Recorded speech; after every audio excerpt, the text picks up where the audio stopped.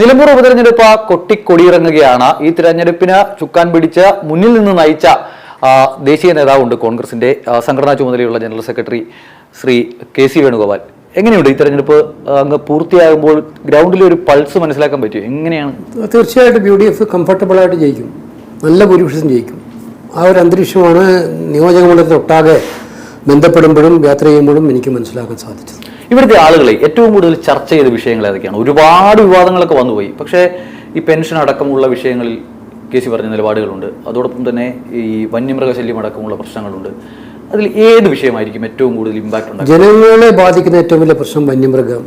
നമ്മൾ മനസ്സിലാക്കേണ്ടത് കഴിഞ്ഞ ഒരു 10 കൊല്ലത്തിനിടയിൽ 8,000-ഓളം വന്യമൃഗ ആക്രമണങ്ങൾ നടന്നിട്ടുണ്ട്. 1000 പേരുടെ ജീവൻ നഷ്ടപ്പെട്ടിട്ടുണ്ട്. ഒന്നാലോചിച്ച് 10 കൊല്ലത്തിനിടയിൽ 1000 പേര് വന്യമൃഗങ്ങൾ ആക്രമണം മൂലം കേരളത്തിൽ നഷ്ടപ്പെട്ടു. അതിൽ വലിയൊരു പങ്ക് ഉണ്ടായത് ഈ നിലമ്പൂരിലാണ്.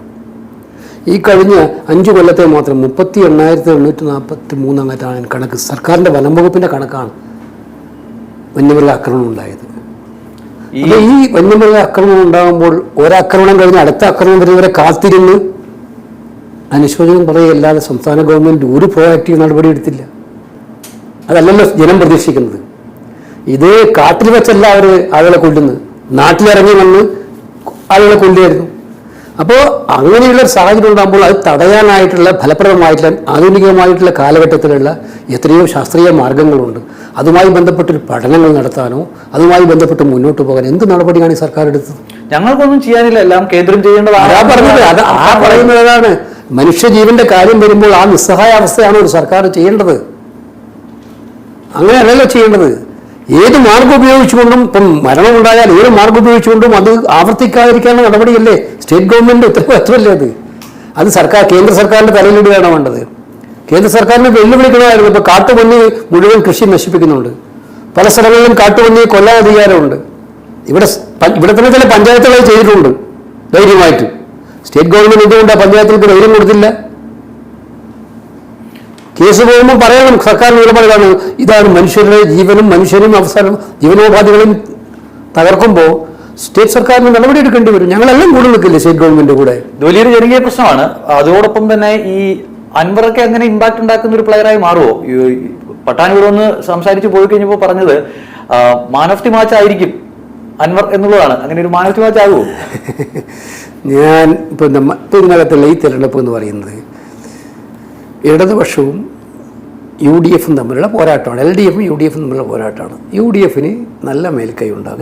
LDFിൻ്റെ ഭരണം ജനങ്ങൾക്ക് മടുത്ത ഭരണമാണ്. ഈ തെരഞ്ഞെടുപ്പ് വന്നു തന്നെ അതുകൊണ്ടാണല്ലോ. എന്തുകൊണ്ടായിരുന്നു പോകുന്നത്? ഞങ്ങളെ സീറ്റായിരുന്നു അല്ലല്ലോ, ഇത് ഞങ്ങളെ സീറ്റല്ലല്ലോ, LDFിൻ്റെ സീറ്റല്ലേ. ആ സീറ്റ് ഇലക്ഷൻ നടക്കേണ്ട കാരണം എന്താണെന്ന് പൊതുജനത്തിന് എല്ലാവർക്കും അറിയില്ലേ, എല്ലാവർക്കും മനസ്സിലാവുന്ന കാര്യമല്ലേ. അപ്പോൾ അങ്ങനെ ഒരു ഇലക്ഷൻ നടക്കുമ്പോൾ ഇവിടെ LDFിനെ തോൽപ്പിക്കാൻ ആർക്കാ കഴിയുക? UDFിനല്ലാതെ. ബാക്കി കാര്യങ്ങളൊക്കെ ഞാൻ അത്രേ പറയാൻ ഉദ്ദേശിക്കുന്നുള്ളൂ. LDF കൂടി കൂട്ടി പോകാമായിരുന്നു. അല്ല, അതൊന്നും ഇപ്പൊ ചർച്ച ചെയ്യേണ്ട കാര്യമേ അല്ല. ആ കാര്യങ്ങളെല്ലാം അവസാനിച്ചതല്ലേ. ഈ തെരഞ്ഞെടുപ്പിൽ UDFിന്റെ ഒരു ഐക്യം പ്രകടമാകുന്നുണ്ട്. ലീഗ് സമീപകാലത്തൊന്നും കാണാത്ത അത്ര വിധത്തിൽ. ഇവിടുത്തെ കോൺഗ്രസ്സുകാർ തന്നെ പറയുന്ന ഒരു കാര്യമാണ്, ഈ മണ്ഡലത്തിന്റെ ചരിത്രത്തിൽ ലീഗ് ഇതുപോലെ ഇറങ്ങി പണിയെടുത്ത ഒരു തിരഞ്ഞെടുപ്പ് ഉണ്ടായിട്ടില്ല എന്നുള്ളതാണ് പറയുന്നത്. വലിയൊരു കെട്ടുറപ്പുണ്ടല്ലേ. മുസ്ലിം ലീഗിനെ സംബന്ധിച്ചിടത്തോളം നിങ്ങൾ മനസ്സിലാക്കേണ്ടത് എല്ലാ കാലത്തും ഐക്യജനാധിപത്യ മുന്നണിക്ക് ഏറ്റവും ശക്തമായിട്ടുള്ള ഒരു കെട്ടുറപ്പും പ്രദാനം ചെയ്യുന്ന ഒരു ഘടകകക്ഷിയാണ് മുസ്ലിം ലീഗ്. അത് ഈ തെരഞ്ഞെടുപ്പ് മാത്രമല്ല, ഒരു തെരഞ്ഞെടുപ്പിലും ചതിക്കുന്ന പാരമ്പര്യം മുസ്ലിം ലീഗിനില്ല. ഈ തെരഞ്ഞെടുപ്പിൽ രാഷ്ട്രീയ സാഹചര്യം നമ്മളെ ബോധ്യപ്പെടുത്തുന്നതിലെ യാഥാർത്ഥ്യങ്ങളോട് ഞാൻ നേരത്തെ പറഞ്ഞ ജനങ്ങൾ മുഴുവൻ വെറുക്കുന്ന ഒരു സർക്കാരിനെ താഴെയിറക്കാൻ വേണ്ടിയിട്ടുള്ള ഒരു പ്രശ്നത്തിൻ്റെ ആദ്യ സംരംഭമാണിത്. അപ്പോൾ അതുകൊണ്ട് അവരെല്ലാവരും ഒറ്റക്കെട്ടായിട്ടുണ്ട്. അതിനകത്ത് ലീഡർഷിപ്പ്, മുസ്ലിം ലീഗ് ലീഡർഷിപ്പ്, തങ്ങളായാലും കുഞ്ഞാലിക്കുട്ടിയായാലും സാഹിബായാലും അവരൊക്കെ ഈ തെരഞ്ഞെടുപ്പിനെ അത്ര ഗൗരവത്തോടെ കാണുന്നു എന്നുള്ളത് ഈ കെട്ടുറപ്പിനെ ശക്തിപ്പെടുത്തുന്നുണ്ട്. ലീഗ് എല്ലാ കാലത്തും അങ്ങനെ തന്നെയായിരുന്നു. ഈ തെരഞ്ഞെടുപ്പിൽ മറ്റ് കേസി പറഞ്ഞതടക്കമുള്ള വന്യമൃഗ പ്രശ്നം അടക്കമുള്ള ജനകീയ വിഷയങ്ങൾ ഒരുപാടുണ്ടായിരുന്നു. പക്ഷേ അതിനൊക്കെ അപ്പുറത്തേക്ക് അവസാന ലാപ്പിലേക്ക് എത്തുമ്പോൾ ജമാഅത്ത് വിഷയവും അതോടൊപ്പം തന്നെ ഈ വെൽഫെയർ പാർട്ടിയുടെ പിന്തുണ, PDPയുടെ പിന്തുണ, ഇങ്ങനെയുള്ള വിഷയങ്ങളിലൊക്കെ തട്ടി യഥാർത്ഥ പ്രശ്നങ്ങളിലെ ചർച്ച വഴിമാറി പോയിട്ടുണ്ട്. വഴിമാറ്റാൻ ആഗ്രഹിക്കുന്നവരങ്ങനെ ചെയ്യുന്നതല്ലേ. വഴിമാറ്റിയൊന്നുമില്ല. ഇവിടെ ഉന്നയിച്ച പ്രശ്നങ്ങളിൽ നിന്നും തടിതപ്പാൻ വേണ്ടിയിട്ടുള്ള പരിശ്രമമല്ലായിരുന്നു. ഞങ്ങൾ ചോദിച്ച ചോദ്യങ്ങളുണ്ട്. മുഖ്യമന്ത്രി മലപ്പുറം ജില്ലയെക്കുറിച്ച് പറഞ്ഞ കാര്യങ്ങൾ ഇവിടെ 3 ദിവസം നിന്നിട്ട് അദ്ദേഹം ക്ലാരിഫൈ ചെയ്തു അത് മറച്ചു പിടിക്കാൻ വേണ്ടി, അത് ഡൈവേർട്ട് ചെയ്യാൻ വേണ്ടി ചില കുറുക്ക് വഴികളാണ് സ്വീകരിച്ചത്. അത്തരത്തിൽപ്പെട്ട കുറുക്ക് വഴികളാണ് ഇതൊക്കെ. ഇത് മനസ്സിലാക്കാൻ നമുക്ക് കഴിയും. അല്ല, കോൺഗ്രസിനെ പോലെ ലീഗിനെ പോലെ മതേതര പാരമ്പര്യമുള്ള ഒരു മുന്നണി, അങ്ങനെ ഒരു മുന്നണിക്ക് ഒരു പിന്തുണയുമായി വരുന്നത് ഇപ്പോഴും മതരാഷ്ട്രവാദ നിലപാട് പറയുന്ന ജമാഅത്ത് ഇസ്ലാമിയെ പോലെ ഒരു സംഘടനയാണ്. അപ്പോൾ അത് വേണമായിരുന്നു. കാരണം ഞാൻ ഇതിനകത്ത് അങ്ങനെയല്ല ഇതിനെ കാണേണ്ടത്.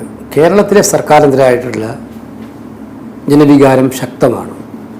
അത് ഒരു തലങ്ങളിലല്ല, പല തലങ്ങളിലും ഏറ്റവും ശക്തമാണ്. അങ്ങനെ വികാരമുള്ള ഒരുപാട് പേരുണ്ട്. കോൺഗ്രസ് ഉണ്ട്, മുസ്ലിം ലീഗുണ്ട്, UDF-ലെ ഘടകകക്ഷികളുണ്ട്, മറ്റു പാർട്ടികളുണ്ട്, മറ്റു പ്രസ്ഥാനങ്ങളുണ്ട്.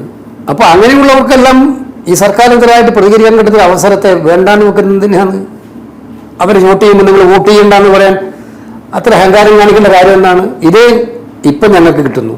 മുൻപ് CPM കിട്ടിയതല്ലേ ഈ വോട്ട്? ഇതേ വോട്ട് CPM കിട്ടിയതാണല്ലോ. അപ്പൊ ഇപ്പോഴവർ ഇതിനെക്കുറിച്ച് ആക്ഷേപം പറഞ്ഞതിനകത്ത് എന്താ ആത്മാർത്ഥതയുള്ളത്? അത്രേ ഉള്ളൂ. ഞങ്ങൾ ഈ കാണുന്ന അത്രേ ഉള്ളൂ. ഇത് മുന്നണിയുടെ ഭാഗമല്ല, മുന്നണിയുമായിട്ട് ബന്ധപ്പെട്ട ധാരണയല്ല.